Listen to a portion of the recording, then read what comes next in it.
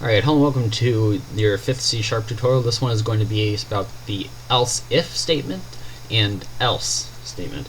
And this is essentially another addition to the if. So if you'll notice, I kept the source from last time.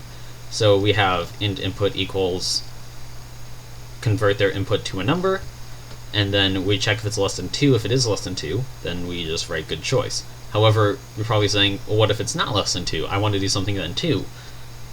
See what I did there. Anyway, you type else, and nothing, you don't need parentheses there. In fact, you're not supposed to have parentheses there.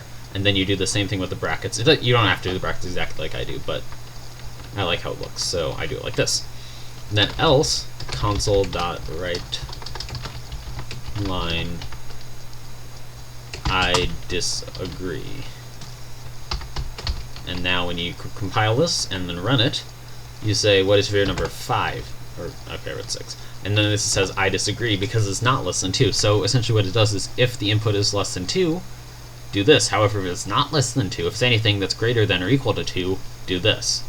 And I'm probably saying, well, what if I wanted to do something if it is 2, as well as if less than 2 and greater than 2? Then all you have to do is you can write else if input equals 2. That's what, remember, the double equals means it is equal to 2. And when you do else if, you write else and then space if. Then you do the same thing as you do as if it were a normal, as if it was a normal if statement, like this. It's just the same kind of comparison. Then you do in here whatever you want to end up running. I'm just gonna do console.writeLine. I suppose that is fine. Period for extra emphasis on the I suppose. Compile this, run it, and now if I write 2, it'll say I suppose that's fine. But if I run it again, write 3, it'll say I disagree. If you run it again and write 1, it will say good choice. So now you have multiple different options. You can do this, for example, in an RPG game. So like, if they chose this like option like, yes, I will do it, then you say excellent and you assign them the quest.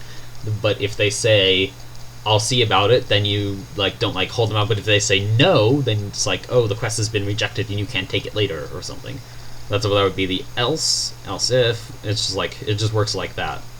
That's a quick sample I use for it. I mean, this is going to be something you obviously going to use all the time for pretty much everything. There are other ways to do comparisons, but it's not very important right now. So I'll probably end up covering that soon. However, for now, I'm going to end the tutorial here. So thanks for watching and